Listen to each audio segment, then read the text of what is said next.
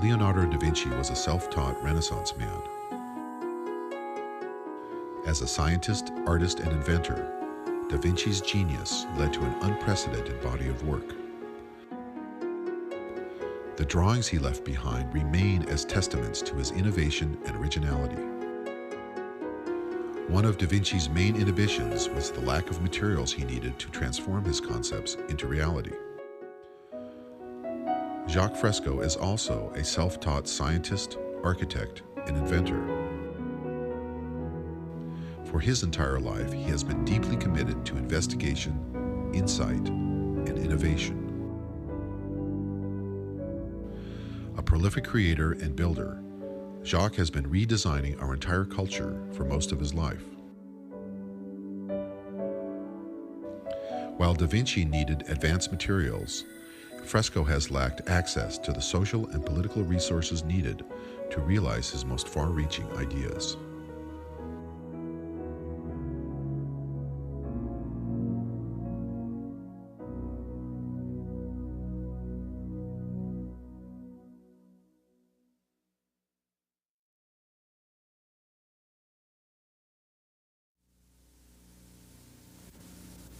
My guest is an extraordinary Miamian, Dr. Jaka Freskoa.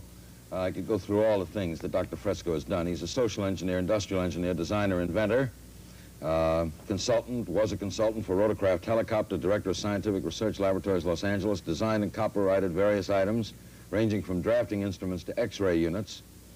Has had works published in the Architectural Record, Popular Mechanics, Saturday Review, and has been a technical and psychological consultant to the motion picture industry, member of the Air Force Design Development Unit at Wright Field, developed the electrostatic anti-icing systems, designed prefabricated aluminum houses. What does it say in your driver's license?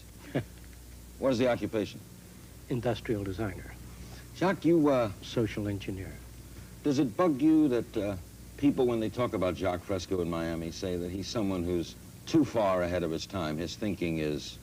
We're not ready for advanced kind of thinking, of that type. Does it bug you? I imagine every creative person in every field encounters that sort of problem.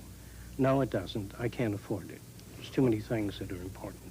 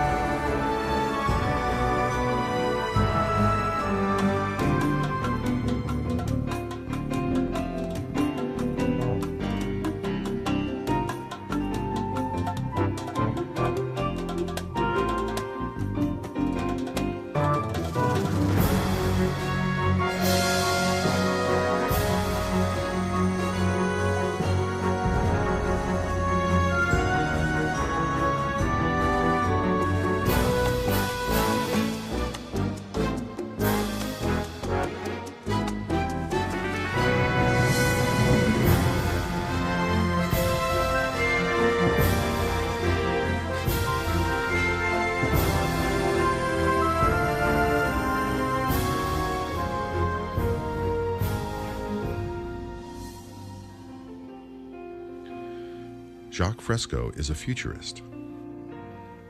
A futurist is someone for whom all thoughts and actions are based upon what tomorrow could be.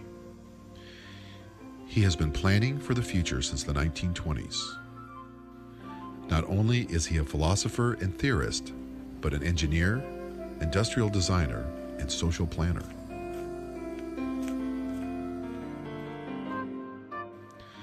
As a multidisciplinarian, he has studied everything from theology to behaviorism, and from biology to the material sciences.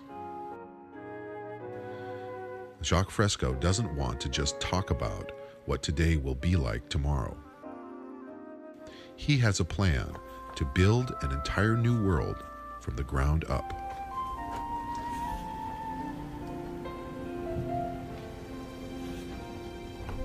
I'd like to go from the time you first started conceiving of drawings.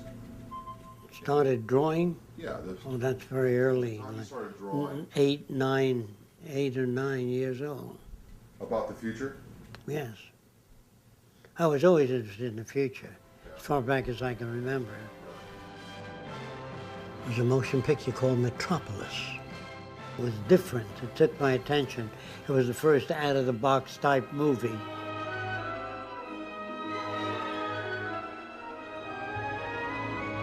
It depicted the future as a regimented system, which was totally unacceptable. But the architecture was interesting and the robotics in that film were interesting.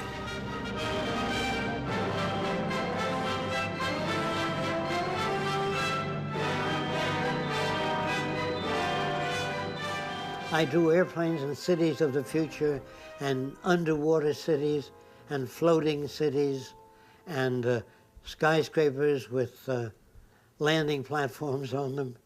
I drew my idea of what a post office ought to be. Since the airport was so far from the post office, they had a truck to deliver that. I figured, here's the long post office, but why couldn't we land on top, pick up the mail directly, and fly onward? So I would draw landing platforms on the rooftops of buildings, slightly angular, so the airplane didn't have trouble landing, because it couldn't be as long, but it would be slowed up by the incline. But then takeoff, they would go in reverse. Then I tried ships, drawing of passenger freighter ships. Then aircraft carriers, and I showed it to my principal. So he said, well, I'm going to give you a letter, and during the summer, if you can manage to get to the Bureau of Standards, I know a Dr. Dickinson, who's the chief of the Heat and Power Division. And so I went to the Bureau of Standards. Dr. Dickinson looked at my drawings, and he said, have you ever heard of Bucky Fuller? I said, no. I think I must have been 14 or 14 and a half, somewhere on there. So they said, would you like to meet him? I said, yeah, sure. What is he? He's an inventor, like you. He thinks up a lot of new things. Buckminster Fuller was one of the 20th century's most renowned futurists. Known primarily as the inventor of the geodesic dome, Fuller was a proponent of using technology with a humanistic approach. Dr. Dickinson took me out there to see Fuller, and there was Bucky Fuller. He was seated there with his car called the Dymaxium. I talked to him about social things. I said, what about changing society to some other form whereby all people can benefit from the works of industry? He said, what do you mean? I said, well, instead of working people going out on strike, give them a piece of the action. And so if business improved, they all got automatic pay. If it went down, they got less pay. So he sat back and he said, what are you, some kind of social planner? Is that what you want to be? I said, I don't know what the name is, but I think that would work. It would give people more incentive. He says, let me tell you something. It's tough enough just getting a new automobile out there. If you're trying to change society, this is years before he even lectured on things. Albert Einstein once said, the problems we have cannot be solved at the same level of thinking with which we created them. Did you meet Einstein, Albert Einstein? Yes. Where did you get the idea to meet Albert Einstein?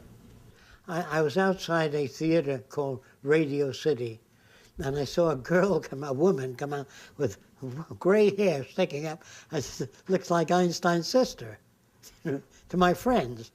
And then Einstein came out, and I think it was his sister. So I was just kidding about that. And I walked over and I said, is it possible to meet with you? He said, why? I said, I have thousands of questions I want to ask, but He says, I live in Princeton, New Jersey. So tell me about the day you went and met him. Well, I went to his home, and it was modest. I said that there seems to be harmony in nature. How do you feel about that? He says, yes, the universe is lawful, but harmony, I don't know what you mean by that. I said, well, when a rat eats insects, it may be supporting the rat system. But what about the insect system? What he did is he used some water from a backyard, swamp water, and he put it under a microscope, and he said, look, everything is fighting everything else. He said, in the human body, everything is fighting everything else. In the ocean, big fish eat little fish. I didn't really have enough time to sit there with Einstein and go through all kinds of things, because he didn't seem to be in that area. He did, are you interested in mathematics? Mathematics. You're interested, what Boolean geometry means to you. You know, I didn't want to get off into that, because to me, that would be a sidetrack. Mathematics is a tool, just like sociology and anthropology. These are all instruments to go into making up the future.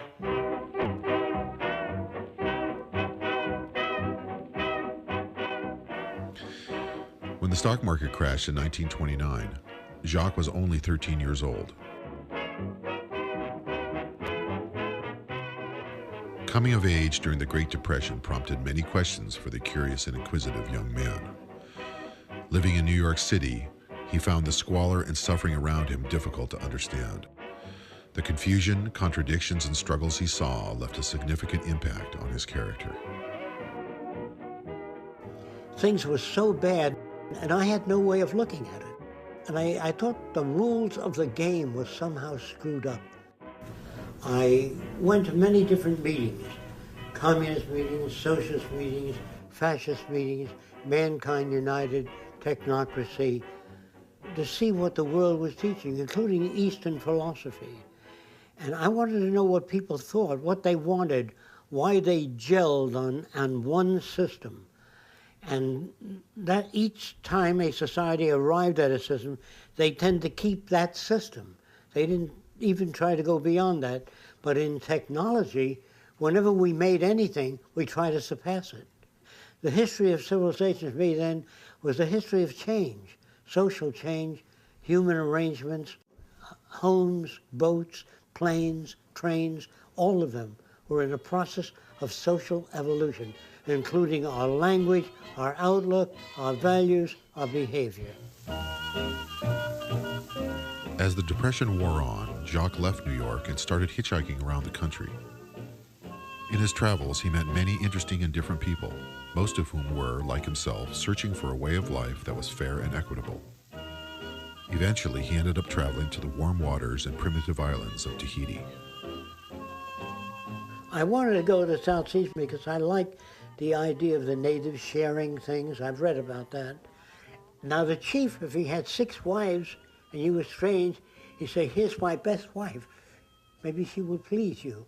They felt their wives gave them so much joy, perhaps they'd give a visitor some joy.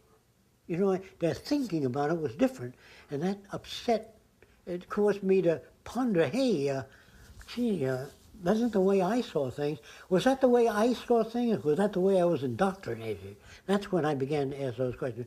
So how do you know that anything you like makes sense, Jock? What about your own values? Think about them. Maybe they are senseless. Concerned that Tahiti would be invaded, Jacques returned to the U.S. and joined the Army Air Corps. When the war was over, thousands of factories stood idle, their manufacturing capacity no longer needed for wartime production. Capitalizing on the tremendous capacity available for aluminum fabrication, Jacques designed and built a house made entirely from aluminum extrusions. The result was an innovative and extremely efficient use of time and materials. The windows, for example, were put in and then extrusion snapped in and with a seal. And so it was very rapid. It took something like 12 minutes to put all the windows in. 8 hours to put up the building. 1948, it was unveiled at Warner Brothers, and there were lines all around the studio. Thousands of people come to see it, and airplanes smoke written in through the sky, visit the Trend home at Warner Brothers Studios. It was publicized in newspapers. I think the Architectural Record as one of the first mass-produced type homes. Jacques appreciated the challenges of innovative problem solving. As he honed his skills, he became a competent inventor. He always had a research lab and was constantly inventing new products. While much of his time was spent pursuing his own interests, he was also hired by entrepreneurs to design and fabricate specific inventions, working in a very broad array of technologies. He invented everything from medical and dental devices to 3D motion picture projection systems. A guy named Jack Morse was a film producer at the time. I met him at Warner Brothers Studios. He came to see the Trend home, and he was awed by everything fitting together so sensibly. And he said, "How do you guys think of these things?" You know. So I began to describe how I thought about things. Then he found me interesting, and he said, "Hey, come on out to the house." And he had a big estate, you know. And he said, do you think you can make a movie projector that projects 3D images without glasses? So I said, yes. He said, how do you know you can do it? You've never done it. I said, that's right. But if it's a physical phenomenon, I think I can work it out. How are you going to do it? I said, I don't know yet. And what I did is I had many different applications, which I'd rather not describe in detail, but I got 3D imaging different ways. And the simplest way was projecting the right and left eye image from behind the screen at the right eye and left eye. Now then, if you moved off to the side, you lost your image. And so Jack wanted Technicolor to go the rest of the way. So he got them to come out and look at it. And they said, how do you do that? It's very interesting. I said, we're not at liberty to disclose that unless you're back the next stage. So they said, well, how do you maintain visual isolation? I said, I still can't discuss that with you. So they looked at it. It was super clear, no lines.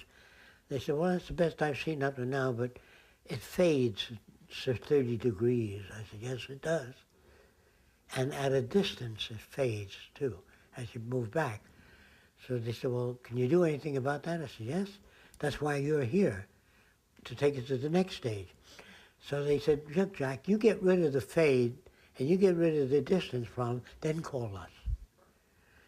So that died, like the Trend home died.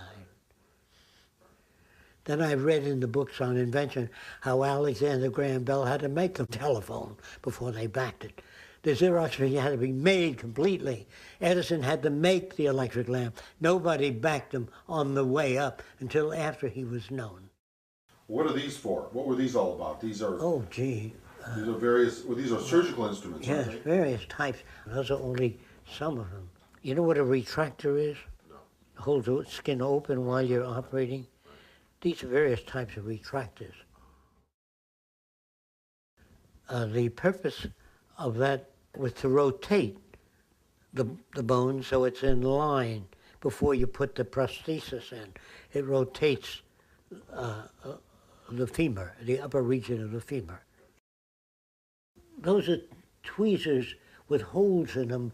If you look at the holes on the front of the tweezer, to put the sutures through, to guide you through the muscle. So you put it over the muscle, and the holes are right through the middle of the muscle. You didn't have to eyeball it. So these are things that you designed... Long time ago. Under contract. Oh, yeah. Contracted to design these things. I did thousands of different things. But this doctor took the patents out in his name. But that's all right. I didn't, as long as it was out there. I didn't know what I wanted to be. You know, since I looked at all things and tried to change all things, wheelchairs, everything, make them better, you know, I found it easy to invent. But then inventions cost money, and I didn't have money for patents. So I used to make thousands of different inventions and just file them away because I had no money. I used to spend my savings, whatever I earned, on what equipment that I needed. And if I was working on an artificial leg and I was $200 behind, I would take my last $200 and work on that, you know. And I'd solve that problem, but then the rent would be due and the electric bills, and I couldn't pay them. So the auctioneers would be sent in to auction off everything in my lab. So I had to sit back. I couldn't adjust to say, well, I got to sit down, $25 for rent, $200 for this, for a machine. I couldn't do that because I was very near the answers. And the type of problems I worked on were outside of the frame of reference of most science. In the fluorescent tube, you have high voltage moving along, you have a transformer that generates it, and you put a phosphor material that glows. But the tube is round, and the phosphor on the back side does nothing. There's only the phosphor on the front side. So I wanted to extrude the tube so it's elliptical. So you have more light surface in an elliptical tube. Then I wanted to mirror back the back of the tube. Instead of putting a big reflector outside there, put the mirror inside the tube. So I didn't have the money to make that tube. Then I said, what the hell are you making a tube for? Why don't you work on a flat sheet of glass that phosphors, that glows? So make glass that's electrically conductive. Well, how do you make non-conductive electrically conductive? By putting metallic particles in the glass and phosphors. What would happen? The electric current would flow through the gas, animate the phosphors. So you had a flat sheet. You don't want a lamp. A lamp is only giving light on one side. I wanted the whole surface to glow. Over time, Jacques' ideas about the future became more well-organized and focused. Gradually, he began to combine his technological expertise with what he had learned about human behavior, sociology, and social structure. I spent so many years improving area by area. I said, look, the whole society is aberrated, the way we do things. Why not redesign society? It'd be easier than making all these thousands of products. So you really decided to redesign the culture? Because I couldn't patchwork didn't work. It wasn't sufficient. So they thought I was a communist. You know, after all, the guy wanted to redesign society. What else? What is socio-cyberneering? Socio-cyberneering is a new organization, and it represents the application of the most sophisticated forms of science and technology toward problem solving so that we can reclaim the environment which we loused up over the years, and to build a way of life worthy of man, to humanize society, to break away from the artificiality, the regimentation that dominates our society today. Our society seems torn apart and pulled in many directions. Socio-cyberneering is an approach at the restructuring of society in humanistic terms. Humanistic terms, yes.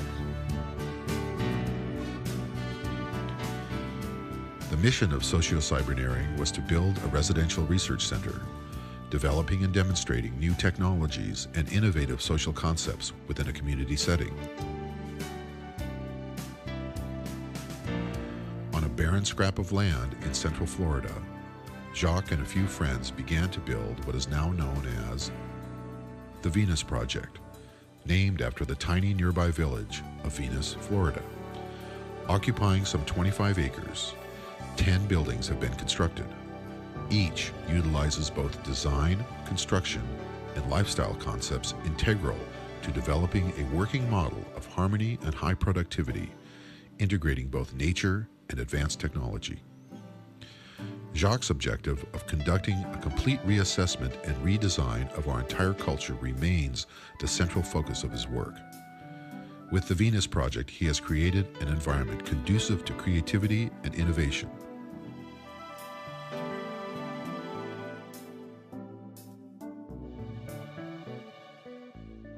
When people come here, they're amazed to hear that this was just a flat tomato patch. We've dug out streams and ponds and planted hundreds of palm trees and trees. And we built this land to show what the outskirts of the city would be like. We have many buildings here, but you can't see one building when you're in another.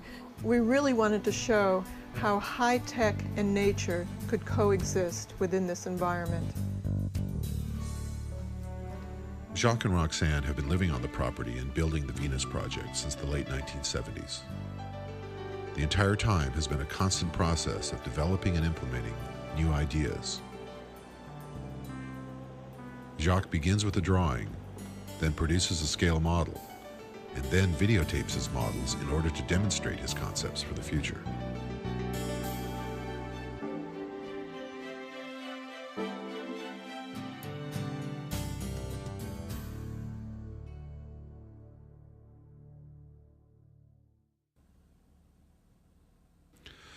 Although Venus, Florida is relatively isolated, visitors often make the journey to see the Venus project and to meet Jacques.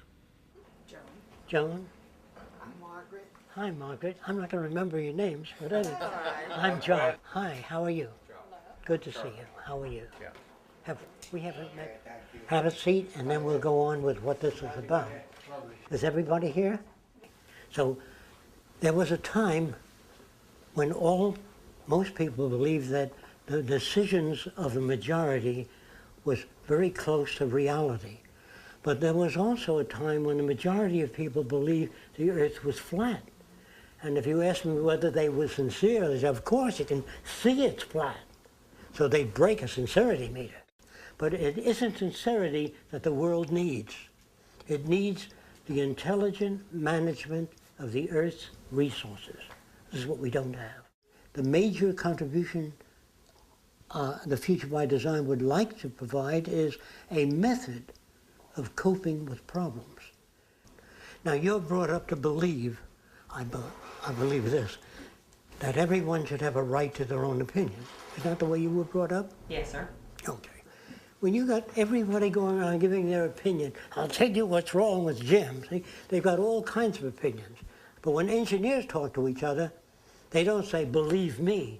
They say, see this new metal? It can hold up 4,000 pounds per square inch. He puts it in a machine and pulls it apart. He says, you're right. So I would say the majority of the people of the world today are unsane, not insane.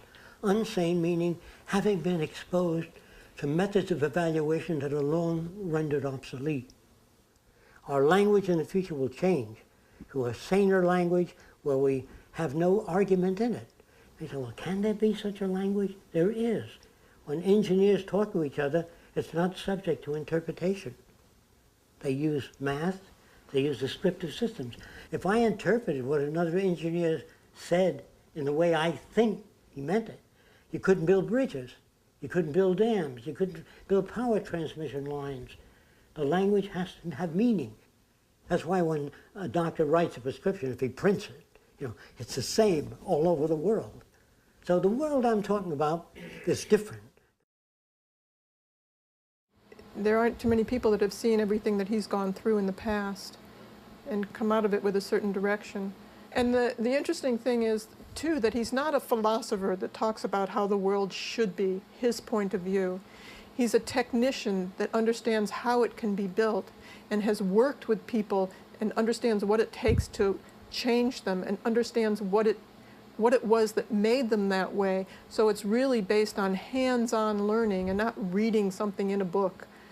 He went through the experiences himself and came out with the conclusions he did because it was based on actually learning experience and experiments. When an engineer has an idea, he talks to the computer about his idea. While they're talking about it, the integrated computerized system will take the elements that they're speaking about, convert the language into imagery, and the image will turn and be exposed to all of the people watching that exhibit and presentation. They will question the presentation, but the image system will answer the questions. How the buildings are fabricated, how water is supplied, how it handles earthquakes, or any other question. Instead of people sitting around asking individual questions, the answers are demonstrated inside of what appears to be a transparent dome. So ideas are not just verbal, because when you talk verbally, it does not deliver enough information to people. So a more comprehensive system of communication is three-dimensional imaging, always, showing people what you've got in mind, not what they think you've got in mind. Designed with a holographic computer and built from prefabricated materials, the home of the future will be far more than just a residence. It will be an element of lifestyle and will facilitate learning, inspiration, and communication.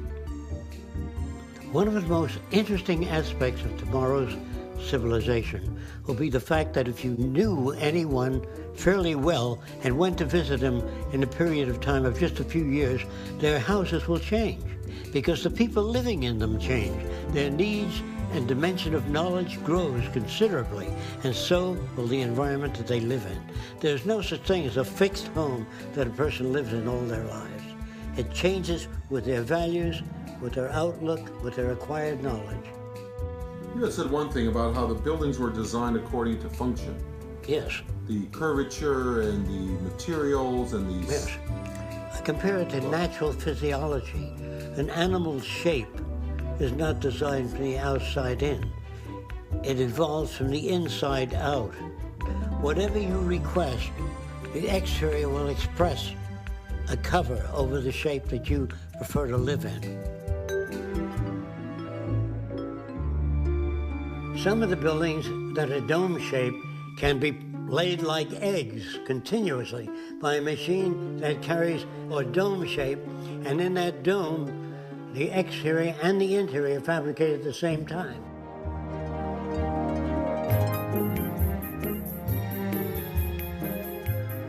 Not everyone will choose to live in a dome.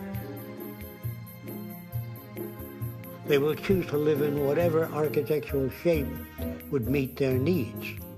The reason why we suggest a dome is it uses the minimum amount of materials and covers the maximum areas and offers maximum strength. So the dome shape is included in almost all of nature. Your brain is in a dome. The cranial case is in a dome. So if a person says, yeah, I don't think I'd want to live in a dome, you've been living in a dome most of your life. The interior building will have no source of light. You won't be able to see a lamp or a source of light. All the walls would have even illumination. You can also specify the color of the illumination, either the entire inner surface or local areas of different color, if this is your request.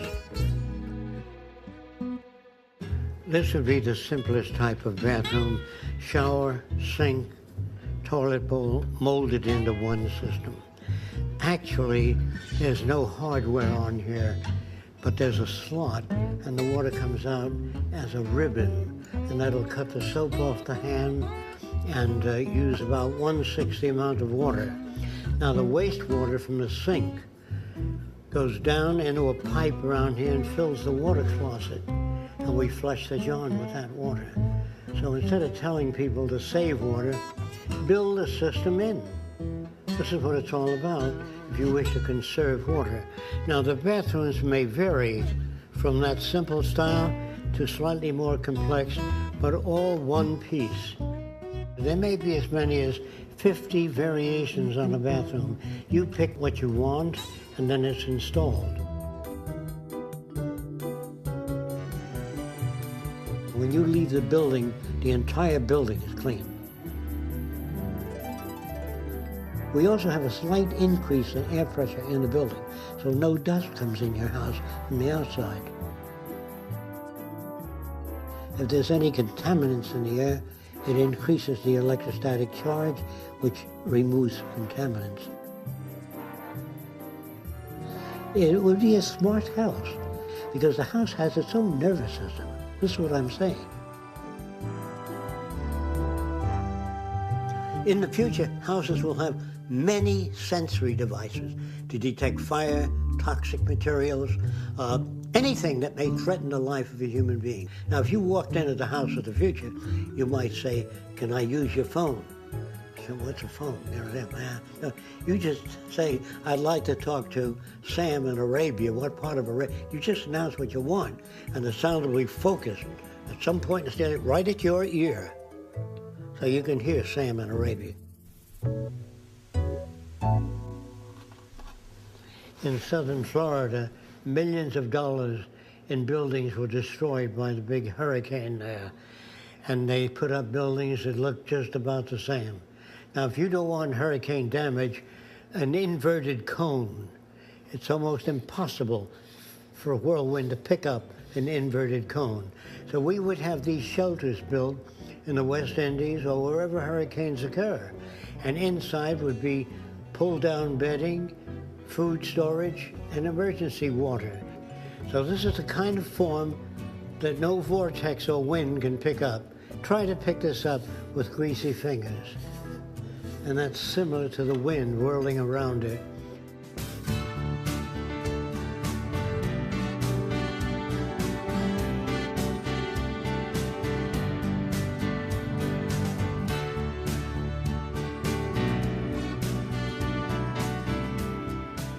For apartment buildings and other large structures, Jacques has devised a cybernated construction system.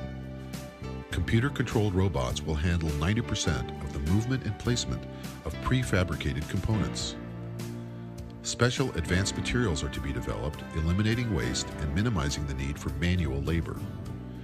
Guided by satellite and using a sophisticated form of artificial intelligence, the buildings will construct themselves, a technique Jacques has named self-erecting structures.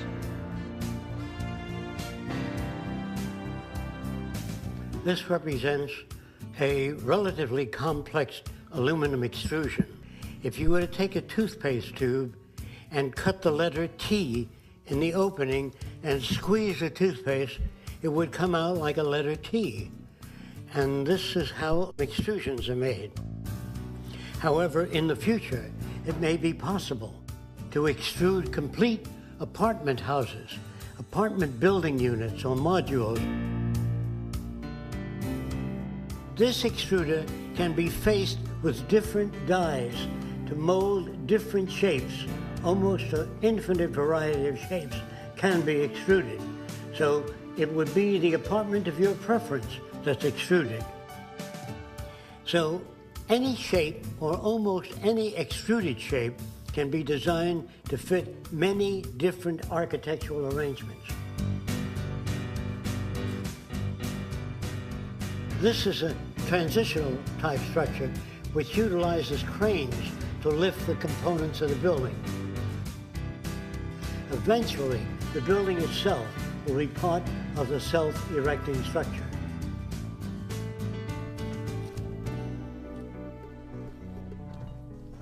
Don't forget, all the models that I do are only transitional.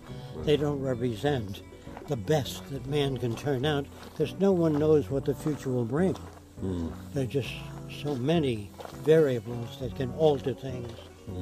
So the models that I make are all transitional, and many of them are only conceptual. They're not necessarily what the future might look like. They're only, well, let's say they're extrapolations of taking the present and extrapolating forward. But we can't go too far forward because we don't know what new things will come into being.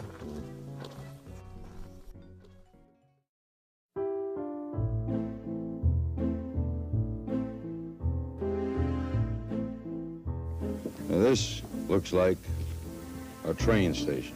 We hope to phase out the airplane by designing transportation units that can move up to 2,000 miles an hour, floating on a magnetic repulsive field or an air cushion. And in those huge trains of tomorrow, there'll be television, radio, amusement, art centers, classrooms, not a group of seats lined up as your trains are today. If 40 or 50 people have to leave the train, we slow up to 100 miles an hour, lift off the passenger section, or slide it off and slide on a section with the passengers getting on. You don't have to stop the whole plane or the train. In the future, we will just shove off those passengers getting off and that freight leaving. This is part of the linear acceleration train that can take you anywhere in the world in just a few hours. safely, without snow, rain, being lost at sea, Are all subject these to the things? weather. Are all these things you're saying?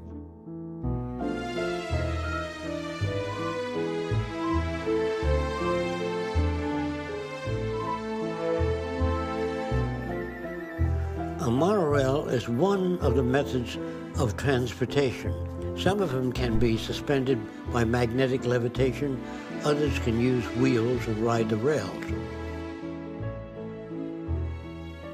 This is an aerial perspective of a monorail station with entrance and exits on the side of the highway. This is actually a true monorail because it is one rail system that supports two trains. Most monorails aren't really monorail. They consist of two tracks.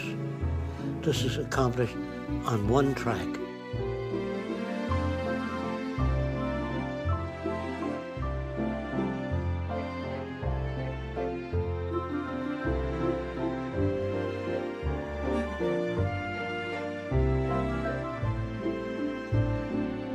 The vehicles of the future will be highly aerodynamic in shape. Their shape will permit the minimum amount of skin resistance, giving you the maximum distance for minimum fuel consumption. The front end of the car will be equipped with radar or sonar or other sensory devices that can detect the distance you are from other vehicles and maintain that separation automatically. In other words, on a highway or anywhere where two cars might hit each other, the electronic sensors would sense the distance automatically and keep the cars from sideswiping or making contact at all. Now, even if they did and impinge a slight dent in the car will be made up of the memory materials, shape memory alloys that go back to their original shape, even when dented. I'm going to take this metal called nitinol. This wire or spring is wound around a mandrel and heated to a specific temperature and held until it cools. Then when you pull it out beyond its elastic limit, so it's not about to return to the spring shape, and then deform it in many different ways. Then if it's heated, I'll put it on this form so it won't drift away. And I'm going to heat that metal. You can watch it return to its original shape. It's called shape memory alloys. It could be done in plastics, metals, or any other materials in the future. Watch how it returns.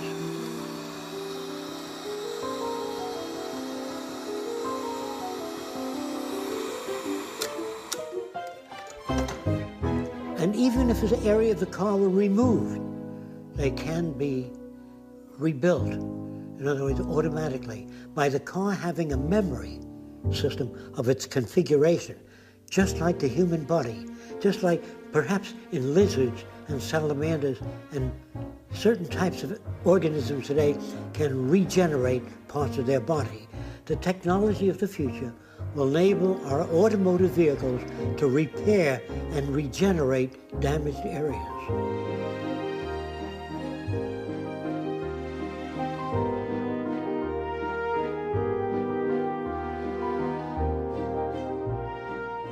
This is a transport unit or air suspended unit. It will travel 5 or 4 feet above the ground, and not requiring highways or bridges. You can turn around by electrodynamic means, discharging air on the right or left side, not by tunneled air paths, but just by attracting air or repelling air.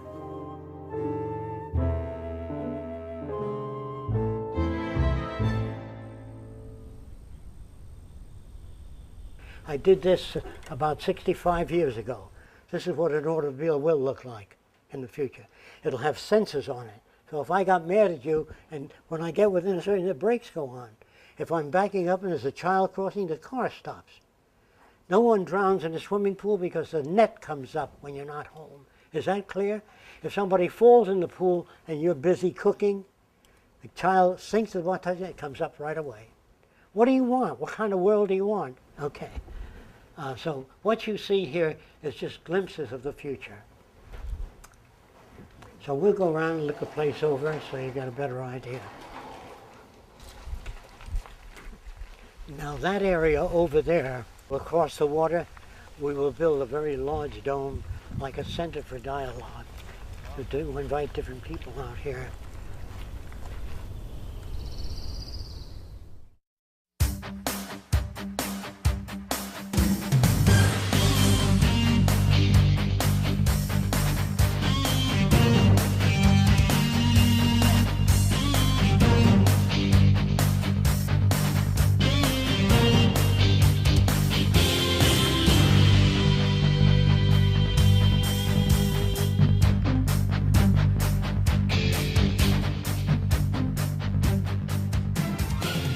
This is a freighter with separate sections. This freighter can deliver this to the Philippines, drop this off in Hawaii, and so when all of the freight bays are released, they are propelled automatically to the loading docks. And then the forward portion of the ship and the rear portion, which is the propulsion unit, are joined together. So you always travel at a balanced load. You never travel with an empty hull back. So using energy that way conserves millions of gallons of fuel if you use fuel in the conventional sense. This is a possible propulsion method. In this instance, water is drawn toward the surface of the ship electrodynamically, and in turn, the ship's reaction is forward, away from the pressure toward the rear. It's like holding a peach pit and squeezing it, and it moves forward. It has far less wake, less water turbulence, and very little energy consumed. What you see here is an illustration of underwater transportation for the future. And the very leading edge, air bubbles will be emitted very rapidly in front of the unit, and that will cut down the resistance considerably. If you were to release thousands of air bubbles underneath a ship, it would sink because the water is less buoyant with the air bubbles in it. So the air bubbles will be a system in the future for reducing the forward resistance. Transporting things underwater is much more economical and offers much less resistance. When traveling on the surface, you're confronted with waves and wave motion. Underwater, you don't have that problem at all.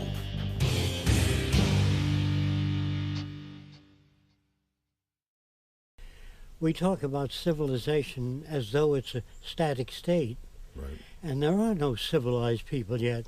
It's a process that's constantly going on. We're not civilized, it's an ongoing process. Yeah. And so we never become fully civilized because we'd have to know quite a bit in order to behave in the most constructive manner.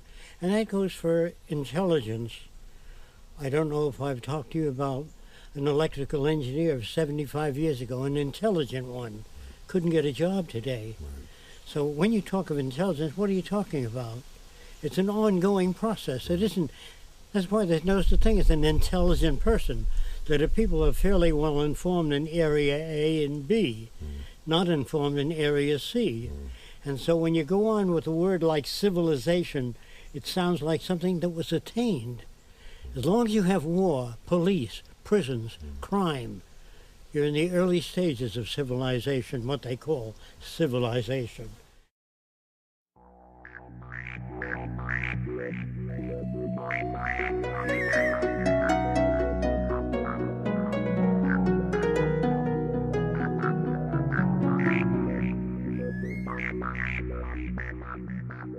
This type of helicopter or aircraft would have its propulsion units at the tip of the blades. They'd be relatively small, high thrust. The center of the disc, or the passenger compartment, would remain stationary while the blades spun around. In the event of engine failure, the blades can automatically gyrate and bring the craft down, not only vertically, but can travel forward by tilting.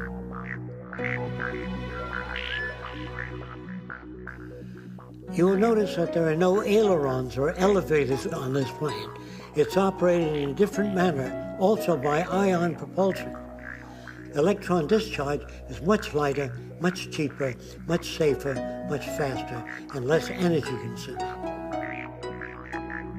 In the future, by controlling the airflow over wings and the direction of it, the need for a rudder will be rendered obsolete.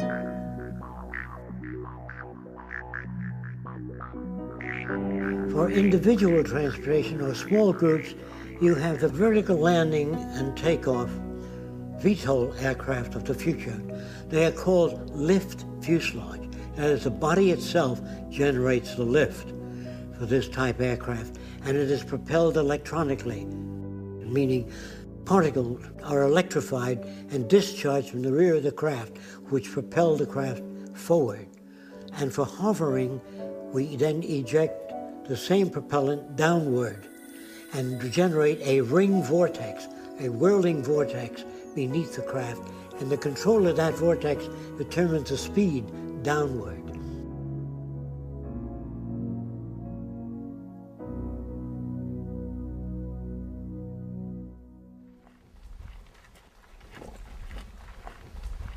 We're going over to the model dome where we have models of future type buildings and how they go together.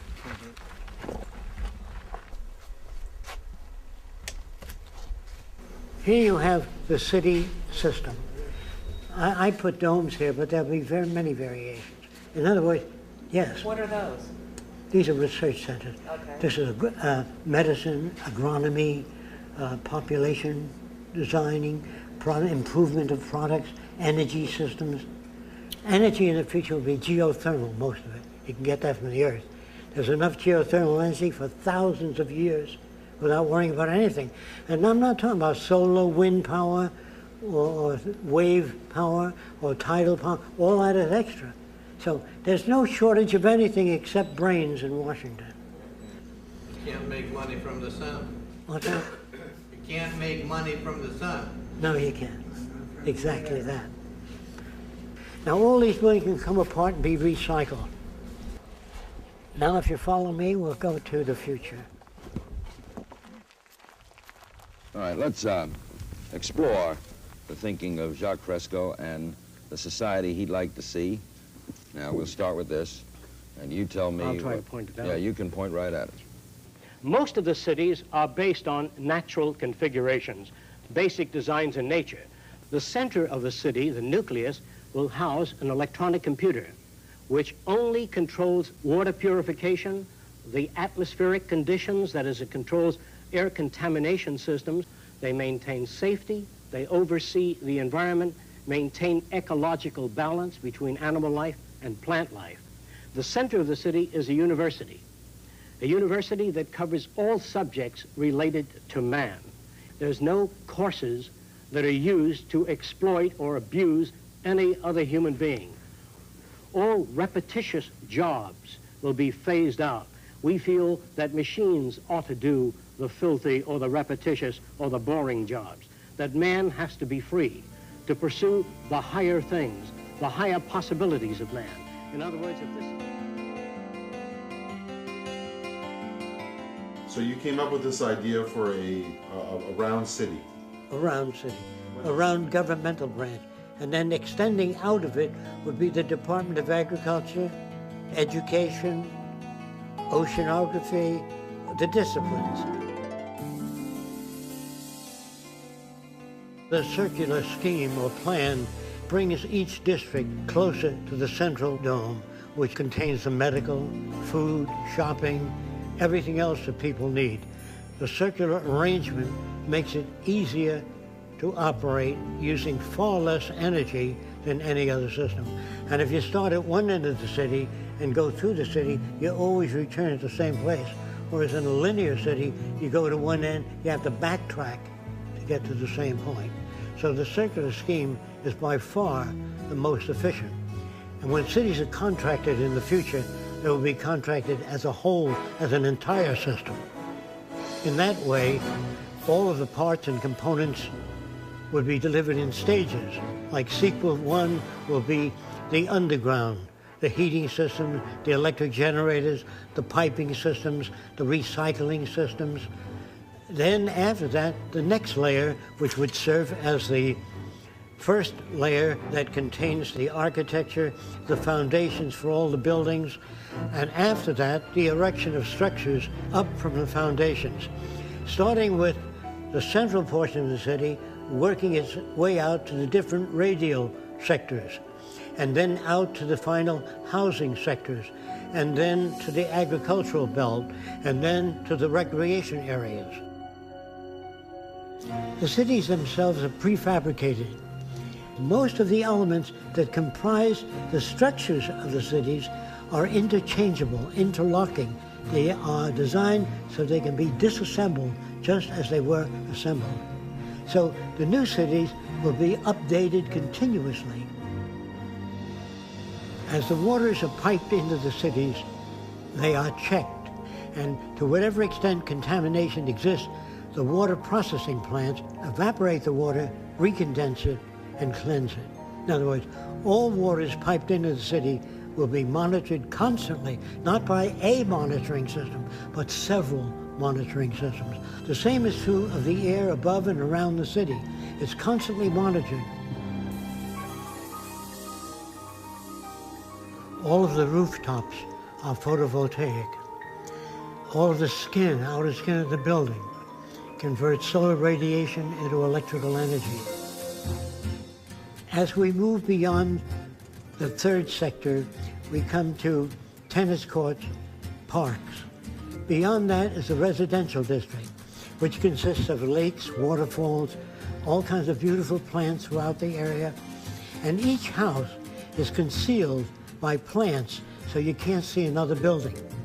Some people prefer, as in the next sector, to live in apartment houses. The apartments have drama groups, recreation swimming pools, discussion groups, and so many other facilities. The disadvantage of living in a private home is you would have to go to the various places to access the same things. Instead of motor vehicles in the city, all transportation is carried on by circular conveyors that we call transveyors. They move radially, circumferentially, and vertically. They serve the function of elevators, buses, conveyors.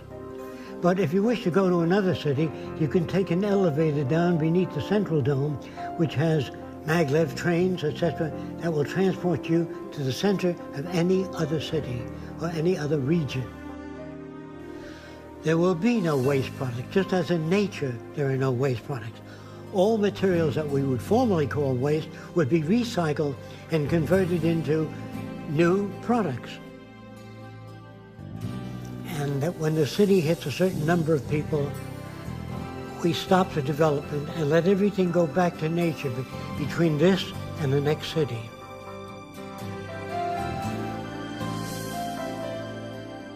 It doesn't mean that we can solve all the problems. We can just design and build a far better environment to advance all human beings.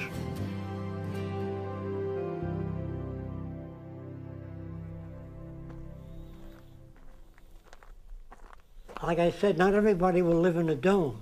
This is different types of architecture. This may be a vacation house. I don't know, like I say, what people will choose to live in, but that would be up to each individual. What we want to do is then build cities in the sea. You pick the city you want to live in. Some of these cities are for ocean mining.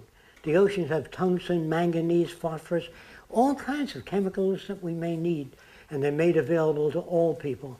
And you don't have to worry about being blind in the future. We design cities so you can hear an open door and you can sense a table because you have built-in sensors. And we work on making artificial methods for visual things for everybody, because anybody can lose their eyesight. There's no more nickels and dimes for medical research. This is what the army of the future is all about. Do you get it? Okay.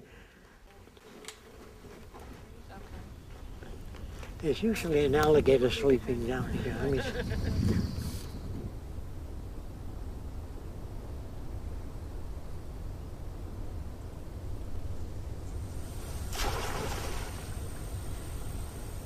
Are you betting that people will not declare war on each other so that you can get at building all of this?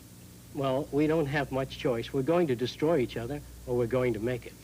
Now, this looks like some sort of submerged stadium with something. We might build circular cities in the sea, where the water's about 30, 35 feet deep. Most of the apartment houses will open out into the sea. You can observe marine life and fish swimming by. There'll be no zoos, no seaquariums. Everything will be observed in natural conditions.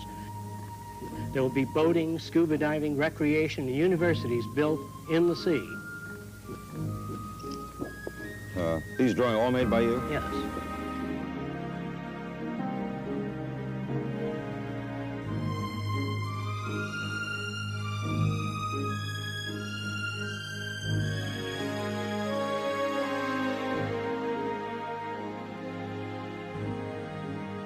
This represents a blueprint of the basic structure of the city and the sea. There are helicopter landing areas on the upper section. There are cranes that travel around the entire upper portion of the structure. The legs are designed to move up and down to support the structure and rest on the seabed.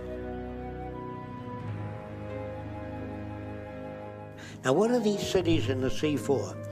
Some of them represent hospitals that can be towed off the coast of Africa or India. Instead of sending building materials out there and building a hospital, then shipping the equipment out there, it's much easier to build a floating hospital, tow it off the coast of Africa, use it, and by the time the new hospitals are assembled there, you can then move this to another region, float it to another region. Most of the cities will be constructed in dry docks by automated systems. After it's complete, the flood locks are open and it fills with water. And there are units that look like tugboats that deliver the cities to their site where they'll be located. Some will house as many as 1 million people, a series of cities in close proximity joined together by transport systems, that is, tunnels either under the water or above the water bridges.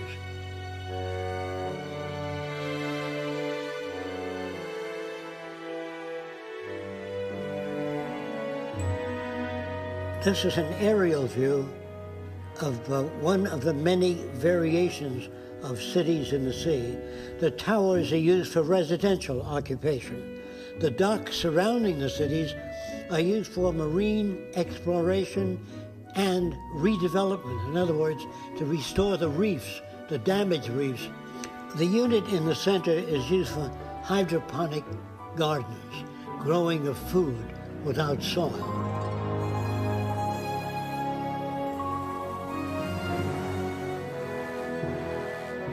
Now, many of the cities in the sea will have docking facilities for marine vehicles, and that'd be like an underwater bus that would take people around to visit the different areas. You'll be able to get a very good picture of the ocean and how we harness it and use it and preserve it and protect it so that future generations might enjoy the oceans also. This projects above one of the cities under the sea with an observation platform and a landing platform on the upper deck. At the sea level, there'll be a floating dock system that moves with the tide up and down so boats can dock. Then you enter an elevator shaft which goes through an airlock. It takes you to the bottom of the sea or the seabed. The seabed is used for observation of reefs and marine life. Not only do they monitor the reefs, they restore the reefs and change them, rebuild them, or redesign them. Someday we'll be able to control the shape, configuration of reefs so they can support more marine life. I think humans can add to nature and improve it considerably. What will that mean?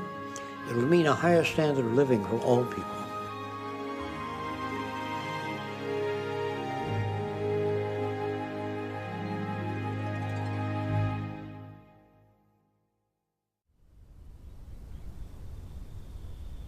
When he draws these buildings and designs, he thinks about how they go together, how they're manufactured.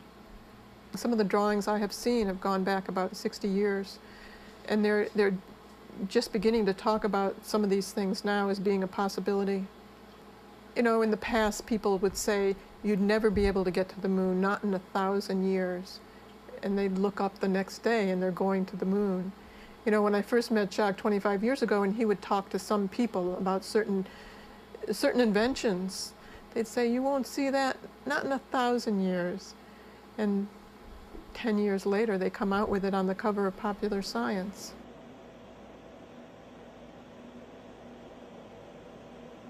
The whole basis of the technology is to maintain a high standard of living. Technology is not worth anything unless it improves people's lives. Today, people are afraid of science and technology because it's so abusive today in so many ways. But it's not science and it's not the technology we should be wary of. It's the abuse and the misuse of science. You can take a rocket and you can shoot it into outer space and explore outer space, or you can take it and use it as a bomb and destroy another country. It's really the inanimate object really is in our hands and what we do with it. Science is really the ability to predict the next most probable. That's what the real meaning of science is. Gaining the ability to predict the next most probable. When we talk about science, we're talking about a method of looking at a situation, a method of evaluation that differs from the opinionated system. If you ask me, I'll tell you. The scientific method has no special connection to truth. It really has a better way of looking at things than the earlier systems, which everything was attributed to gods or demons. This is where we get into applying the scientific method to society. Yes. Now, this is not in the book yet. The scientific method applied to society is something people don't think about much. But if you want to know where the answers may lie, it is in the application of the methods of science with human concern and environmental concern. The future by design refers to the application of the methods of science, not scientists, the methods of science to the social system. Naturally, even the methods of science undergo change, and as they change, so would the future. If we use the scientific method throughout the world, the probability of war drops to zero. The probability of human suffering disappears. Deprivation, poverty, crime, all those things tend to disappear because there's no basis for it.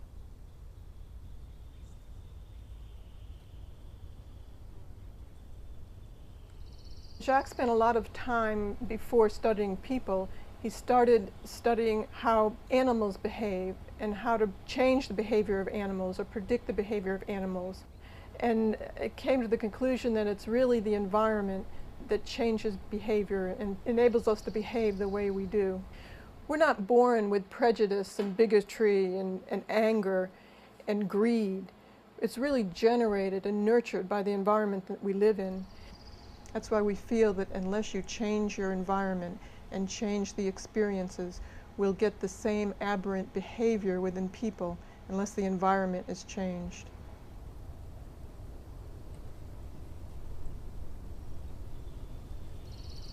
Any culture in the world today tries to educate people so they'll serve a function in that particular culture. In other words, if you're brought up in a Nazi culture, the flag waving and the swastika are the kind of things they put forth. If you're brought up in a primitive tribe, handling the javelin, the bow and arrow would be the kind of thing that you're exposed to. So people are conditioned to serve the interests of an established culture. Who does that to us? The owners of the institutions, the establishment. So they give us a value system that would support existing structures, whether it be religious, non-religious, industrial, military. When children say, you know, Daddy, what's the greatest country in the world? Of course our country is the greatest country in the world. Which God is the right God, Daddy? Our God. All the other gods are false gods. So picture this, a Roman family taking its kids to see the Christians being fed to the lions. and the kids are watching. Dad, can we come next week to see Christians being fed the lion? Are these kids sick? No, their value system is distorted. So I'm strictly concerned with the environment that people are reared in, raised in. And if that environment is altered, so will behavior be altered. You reorient the environment, that in turn reorients people. But if you reorient people without touching the environment, it'll slip back. So when you try to think about the future, remember this. The process with which you think about things is based upon indoctrination, what you're given by your society. So your range of thought is limited by the dominant values of your society. So learning to be flexible in values takes a long time. And in talking to kids when I was very young, I had to be very patient with them if I were to make any progress. I talked about the concept of God. Your concept of God, my concept of God, and his concept of God, so different. I wonder what God is really like, or if there is a God for that matter. And why would God permit war and disease if he's all-loving? It didn't make sense to me. Too many clashes. So I questioned that. Of course, I felt a little uncomfortable during questioning the concept of God. But then reading about the history and evolution of gods, there were many different gods. The god of war, the god of peace, the god of love, which was more like the people that invented them. They behaved, they got angry, they made sacrifices, they created floods when they didn't like the way things were going. And this did not come through as superior intelligence. Primitive people, going back in time, when they saw lightning, they thought that the deity was angry. Why else would it not occur? When a hurricane swept the land, they got rid of certain people in their tribe as a sacrifice, hoping that the gods would not produce a second hurricane. However, if it did occur again, then they sacrificed some of the younger people. Rarely would the chief sacrifice himself, but he's always got a whole line of people ready to sacrifice. So you have that problem with human beings. Anything that occurs beyond their comprehension, they have to invent an excuse for. They have to create gods and demons to account for things, because people come to the leadership of that community. No matter how primitive the tribe, they say, how come bad wind blow people off island? I said, you not behave good. You not make not enough contribution to volcano. Throw your brother-in-law into volcano. Maybe it doesn't erupt then. So if you throw your brother-in-law into the volcano and it still erupts, you have to throw your sister-in-law in. So you get metaphysics, you get religion, you get superstition, knock wood, or you wear a rabbit's foot. Just remember that the rabbit had 4 of them. Didn't do him any good. So on down the line, superstition prevails wherever ignorance prevails. Myth is a way of saying to the little guy working out there in the field, when he says, what does all this amount to? I never seem to be getting anywhere. When you kick the bucket, everything is there for you. If you don't get it in this life, you'll get it in the next, if you remain good. The amount of superstition that a culture can absorb would be directly proportionate to the amount of information people have. So in the future, with adequate supply of information, more than that which is given today, considerably more, you don't have, knock wood. Today is my lucky day. When your number is up, it's up. All that will disappear in the future. I look at this as everything he's doing is to be as being the utmost in spirituality. Instead of looking for a better world later, after you die, it's really building the type of things that all religious teachings talk about here on earth. We don't have to wait till we die for that. We can confront our problems today and not wait for the Messiah to come with the white robe and change things, or not wait till we all go to heaven at a certain time, or those believers that go to heaven at a certain time. We can deal with the problems today. For instance, in religion, they put things on the will of God. If there's an accident, it's the will of God, and it stops you from thinking. It stops you from being innovative. It stops you from thinking about, well, how do we redesign the transportation system so we don't have those problems anymore? So he's worked with priests and he's worked with religious people and kind of expand their horizons a bit so they can be more creative. They look at the environment that shapes people's behavior, and they don't call them good or bad anymore. They think about shaping the environment to get more constructive behavior. If you were to ask me to redesign the world and the way people live, first thing I would have to do is conduct a survey, find out what we have, how much water do we have, how much people, how much arable land area. After I know that, then I can base the parameters of design on what we have. What you really need is an understanding of the Earth's resources by agronomists, geologists, geophysicists, people who study the Earth. They don't give you their opinion. They say there's more life in the Antarctic. That's not an opinion, that's a finding. So in the future, no more opinions. Do you have information in this area? No, I don't. Good. Here's where you might get it, or here's how you might go about finding out. You know. So I'm saying all people need clean air, clean water, arable land, and a good relationship, a language. So I'm not superimposing Fresko's concepts. I'm using the Earth as the measure. In other words, we have to live in accordance with the carrying capacity of the Earth. Does that make sense? Yes, sir, it does. I keep wondering about how drastic a social change this is and how totally different our world would be. And yeah, how do you get people to accept it? Yeah. Okay, here's how we do it. Eventually, all decision-making will be transferred to machines. First, people say, well, I don't know that I'd like machines making decisions. First of all, that's what a scale does. When you go to a butcher shop, the butcher says the chicken weighs 6 pounds. Since you're buying it, you say, that doesn't look like 6 pounds to me.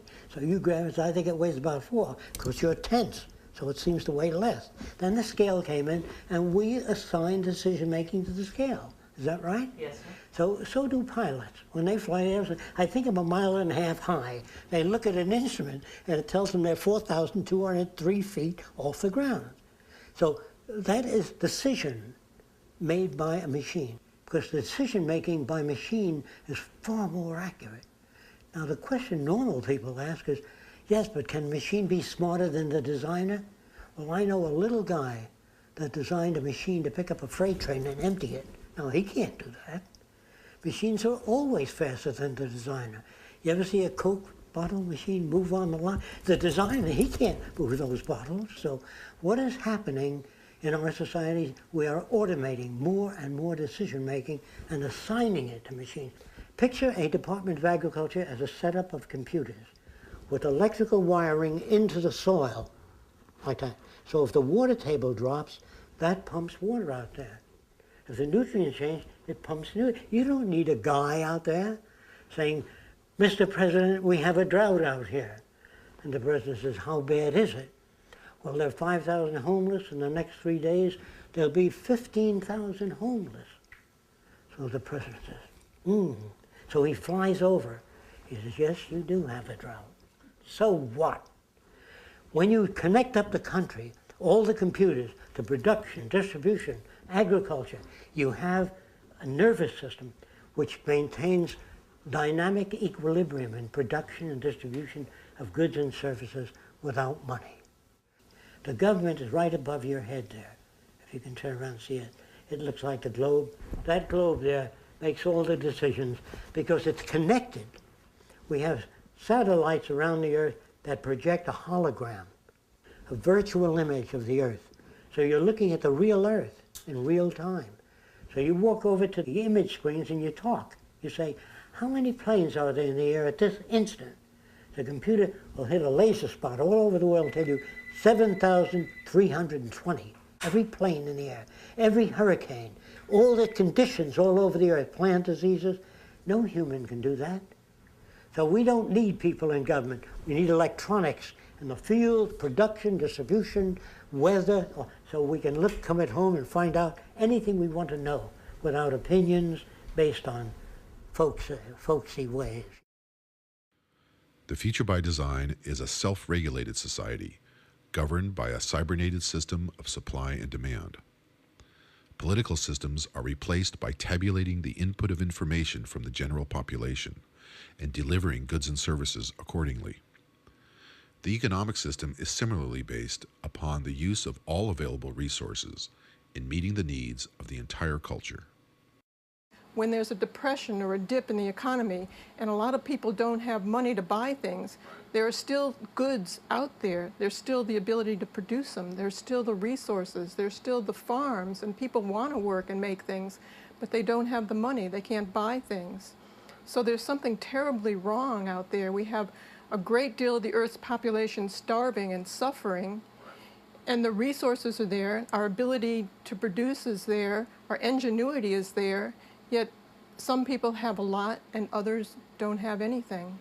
And today that's really shameful with our technology. It's really very, very abusive and absurd, because we have all the technology today to produce abundance all over the world for everyone. People always ask, how much will it cost to put up these new cities? Do we have the resources to do it? That's the question, not how much does it cost. That's the old question, doing the monetary system. Money is an invention of convenience for purchasing goods and services in a scarcity environment. If there's a scarcity, say, of water, it is prized, and its price is high. If we find an abundant, suddenly the earth opens up, an abundant supply of fresh water fills every ravine, then nobody cares. There's only a policeman in front of something that people have need for and don't have access to. So you put a guard there. But if lemon trees or orange trees and apple trees grew all over the place, you couldn't sell it. Imagine, if you will, if you can, an island of 10,000 people with $10 billion on the island available. No resources, no arable land, no water, no fish. You have nothing. So what is the real value in the future? Resources. Now, in a non-monetary based society, a resource-based society, people have access to anything that they need, somewhat like the public library. They can go down and access a camera or a bicycle or a wristwatch. Anything that they need is available without a price tag. That would mean we must achieve a level of production that's so high that scarcity no longer exists. Many people wonder what would drive people if they have access to all their needs. What would happen to incentive? What will motivate people? Or something gain. What's the gain? Although the gain is that materials are available, what will motivate them on to do better than what they have? Need. We will always lack. And the fact that we will always lack, meaning that we cannot achieve perfection, we cannot achieve truly dynamic equilibrium, we will always be in some form of disequilibrium. With the elimination of scarcity, the essential incentives change toward problem solving in general. When nations or groups of people do not have access to resources, their behavior is difficult to manage. It becomes aberrant, they lose their mental equilibrium, they cannot arrive at appropriate conclusions. Once people are free mentally of debt, obligation, servitude, then they can seek new horizons that they've never even dreamt possible before.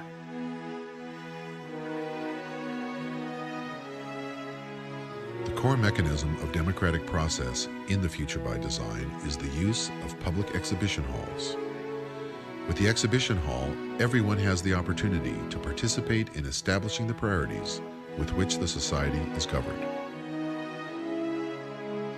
So just like a World's Fair, to show you what's new, what is available, you look around and say, I'd like one of those, or I can use that sort of thing in my kitchen, whatever it is. And then they always invite comment, or something new comes up.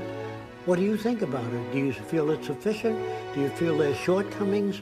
Enter into your computer your point of view regarding this. So you have a built-in democracy. You have a participatory culture where all people participate, And that is in a constant process so that people will know up to the minute what is coming out, what exists, what is available, what is not available.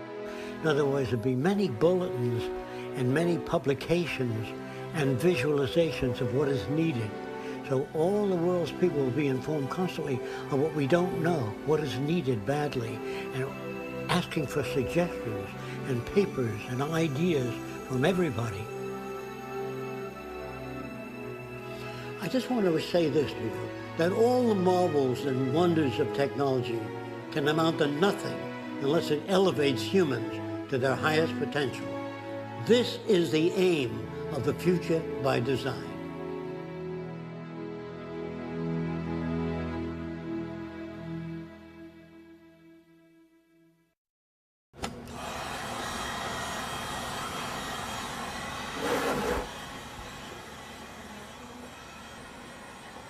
Jacques continues to invent every day, to invent, to write, to work.